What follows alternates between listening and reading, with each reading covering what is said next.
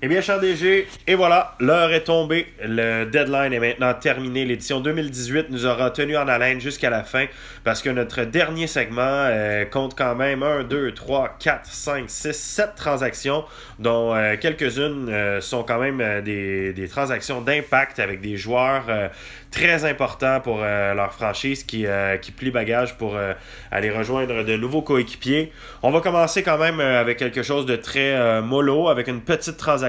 Montréal va chercher un 4, un 5 et un 6 en échange du séduisant Fisher. Oui, un échange surprenant. Montréal qui a été chercher du renfort avec Lucic et compagnie, et puis maintenant qui échange Mike Fisher. Et LA qui annonce qu'il veut rebâtir et qu'il va chercher un vétéran contre 3 choix au repêchage. C'est surprenant, surtout qu'on venait d'échanger Kunitz. Donc on pourrait dire que pour LA, c'est pas mal une nulle ce soir. C'est-à-dire qu'on échange un vétéran, on est allé en chercher un. Donc c'est un échange à valeur neutre. Je pense que c'est la valeur de Mike Fisher. J'ai pas de problème avec la transaction en tant que telle si on regarde côté valeur. Mais je suis surpris côté direction pour les deux équipes. Man, je pense que Fisher a encore plusieurs très bonnes saisons devant lui. Il y a plusieurs très bonnes parties devant lui. Peut-être une vingtaine, mais c'est pas mal ça. À Nashville, on va chercher Mark Stahl et 2 choix de 5e ronde. En échange, Pittsburgh reçoit Donskoy, prononçons-le comme Don Quichotte. Don Quichotte, voilà. Okay. Encore là, c'est un bel échange. Moi, j'aime ce que Pittsburgh reçoit. Donskoy, je pense que c'est un joueur qui va être dans la ligue pendant longtemps. Il y a eu des belles séries avec San Jose il y a à peu près 2 ans quand ils sont rendus en finale de la Coupe. On a vu son potentiel. Maintenant, c'est un joueur de 3e ligne. Mais je pense que c'est un joueur de 3e ligne pendant plusieurs années. Alors que Mark Stahl a des problèmes de blessure. 2 choix de 5e ronde, ça pourrait toujours être intéressant, mais grosso modo, j'aime mieux ce que Pittsburgh reçoit. Par contre, pour Nashville, je comprends aussi l'échange. Mark Stahl, on a une belle saison, on est premier dans l'Ouest. Donc encore là, ça fait beaucoup de sens. J'aime vraiment l'échange pour les deux équipes. Et là, je vois la direction qui fait du sens pour les deux formations. À Buffalo, on est allé chercher Jay Beagle et Samuel Morin. En échange, Columbus reçoit Nylander, mais pas William, Alex Nylander. Oui, ça c'est un échange qu'on appelle dans le jargon Boomer Bust. Oui. Jay Beagle, c'est un des joueurs les plus sous-estimés de la ligue, c'est-à-dire c'est un attaquant qui est très complet, qui fait quand même sa part de points, sans dire que c'est fou, mais il a quand même une belle production. Ça s'insère très bien dans une formation. Samuel Morin, défenseur format géant, mais je me demande à quel point il y aura un impact dans la Ligue nationale. Ça, c'est à vérifier. Alex Nylander, le joueur très intéressant qui a performé pour son pays en tant que tel. Mais dans la Ligue américaine, peut-être, je pense, une quinzaine de points en 30 games l'année passée. Puis cette année, c'est similaire encore. Donc, le talent est là, mais on dirait que ça ne fonctionne pas. Mais à quelque part, ce qui se passe à Buffalo, ça ne clique pas non plus. Donc, est-ce qu'Alex Nylander pourrait être le genre de joueur qui irait mieux si on l'échange, ou encore si on le monte peut-être dans la Ligue nationale, puis qu'il y aurait une bonne chimie avec un des joueurs des Sabres? C'est possible. La bonne nouvelle pour Columbus, c'est qu'on n'a pas payé le prix pour aller chercher un gars qui a été repêché 8e au total il y a 2 ans. On a payé le prix pour un joueur un peu énigmatique. Donc, advenant qui fonctionne bien, c'est le fun. S'il ne fonctionne pas bien, c'est pas une grande perte non plus.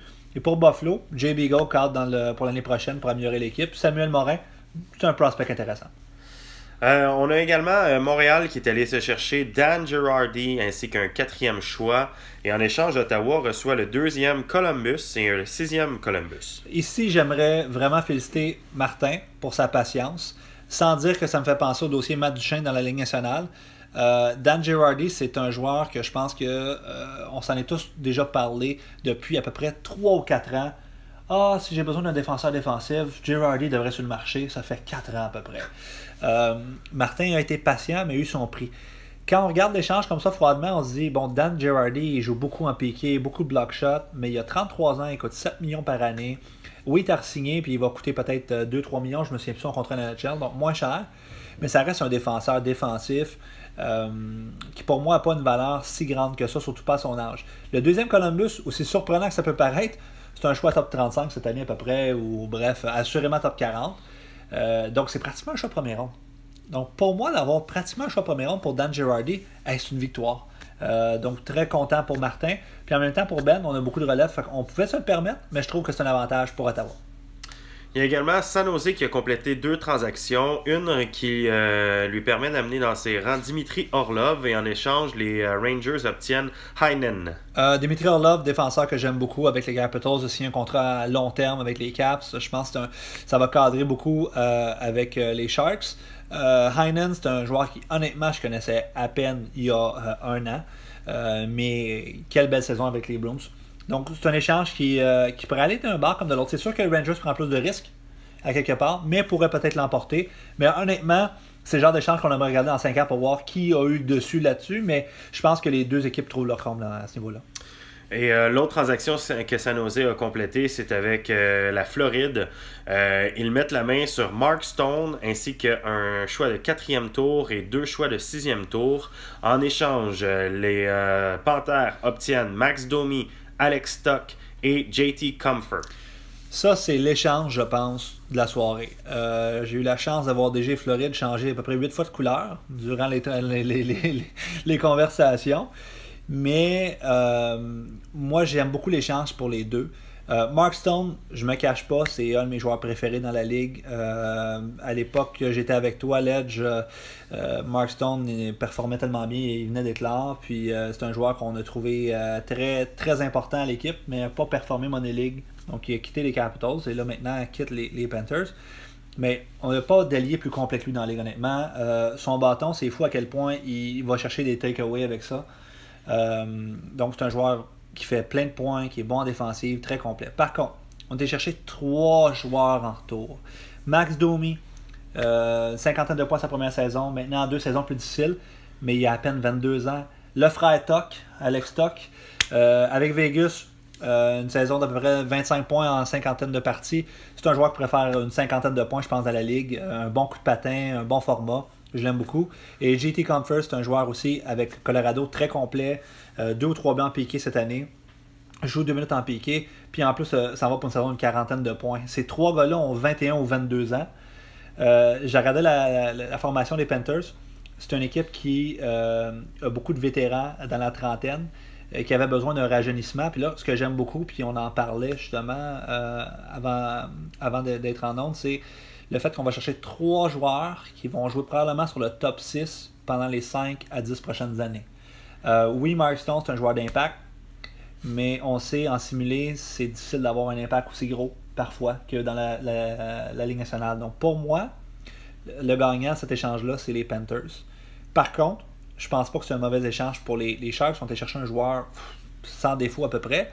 Puis on a tellement les moyens que ça n'a aucun impact pour les Sharks, mais pour les Panthers, c'est un game breaker. Comme on le dit souvent dans les transactions, une équipe reçoit le meilleur joueur de la transaction, mais comme là, dans le cas de la Floride, qui vont chercher plus d'éléments qui sont également très prometteurs. La dernière transaction de la soirée dont on voudrait vous parler est celle qui met en scène Buffalo et Philadelphie. Buffalo va chercher Gabriel Landeskog, Miller ainsi que Franzen, et en échange, Philadelphie obtient Ryan Ellis, le défenseur tant convoité et recherché par la formation depuis de nombreuses années, ainsi que Toffoli.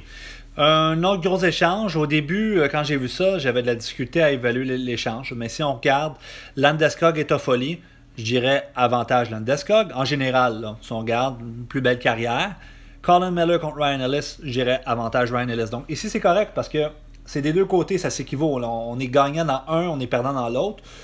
Friendzone n'a à peu près aucun impact. Là. Donc vraiment, je regarde ça. C'est un échange qui peut aller d'un bord comme de l'autre. J'aurais tendance, c'est sûr qu'à dire que Ellis et Toffoli ont une valeur, disons, plus près l'un de l'autre que l'écart entre Miller et Landeskog. Mais Miller a tellement une belle saison que Vegas que peut-être que c'est le début de quelque chose. Moi, j'aime l'échange pour les deux. Je pense que les deux équipes changent leur image, puis il n'y a rien de mauvais là-dedans. Chose certaine, Buffalo, cette année, si on regarde l'équipe qu'ils avaient là, au jour 1 et aujourd'hui, c'est l'équipe qui a le plus changé dans la ligue. Puis je pense qu'on va être beaucoup plus compétitif l'année prochaine. Donc, Champ, on a eu une soirée quand même très mouvementée. On a eu beaucoup d'échanges et tout ça. Qui pourrais-tu me dire être l'équipe qui potentiellement se serait le plus améliorée ce soir? Je sais que je vais en surprendre plusieurs. Je sais que c'est un ami à moi, mais moi, je pense que l'équipe qui a le plus changé son image, pour le positif, c'est les Panthers. On s'est rajeuni. Oui, on a perdu Mark Stone, mais on a été chercher 5 attaquants en Domi, Top, Comfort, Eller et Conley. Puis on est allé chercher un défenseur en Mayfield. Donc 6 joueurs en bas de 25 ans qui vont jouer dans notre alignement. Est-ce que ce sont tous des joueurs d'impact? Jusqu'à un certain point, il y en a au moins 3 que oui. Mais c'est tous des joueurs qui ont quand même une belle place dans la Ligue nationale. Et c'est des joueurs qui ont des contrats très intéressants. Donc ça va nous permettre d'aller chercher une flexibilité qui va être plus accrue, compensée pour des Ryan, des Dubinsky qui ont des salaires plus élevés.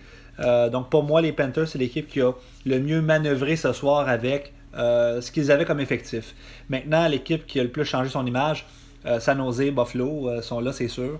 Ils ont fait des bons moves chacun. Mais pour moi, c'est vraiment les Panthers. Puis j'ai aussi aimé voir Vancouver tenter sa chance. Est-ce qu'il va être gagnant-perdant? Je ne sais pas. Mais j'aime voir des mouvements de la sorte.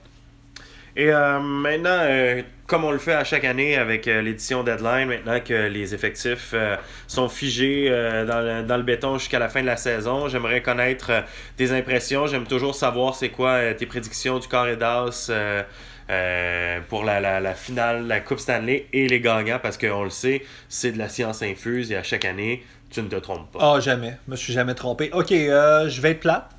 Finale de conférence, je vais aller avec du côté de la métropolitaine, je pense que c'est les Hurricanes encore qui vont sortir.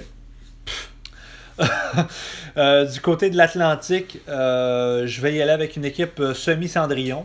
Je vais aller avec Ben et les Canadiens. Donc ça, c'est mon carré d'as dans l'Est. Dans l'Ouest, je dirais que ce sera Edmonton et Chicago. Qui remportera chacune des séries. Edmonton va l'emporter sur Chicago et je pense que la Caroline va l'emporter sur Montréal. Et là, tu vas sûrement me demander qu'est-ce qui arrive après ça. Mon Dieu, que vous êtes fort, monsieur. Ah, écoutez. Je vais y aller avec une surprise. Edmonton l'emporte contre les Hurricanes. Quelque part en 7, tiens. Donc voilà, les dés sont joués, le sort est lancé. On pourra suivre avec attention la fin de la saison, voir comment chacune des équipes pourra performer. J'espère que vous avez apprécié le deadline de cette année, un deadline qui a été quand même très occupé. Pas moins de 24 transactions ont été complétées ce soir, ou du moins dans la période qu'on pourrait appeler deadline, la pause du deadline. Ça a été un réel plaisir pour nous d'être des vôtres ce soir pour cette émission. Et on se retrouvera pour les prédictions l'an prochain pour un nouvel épisode de ML C'est Fort. Salut!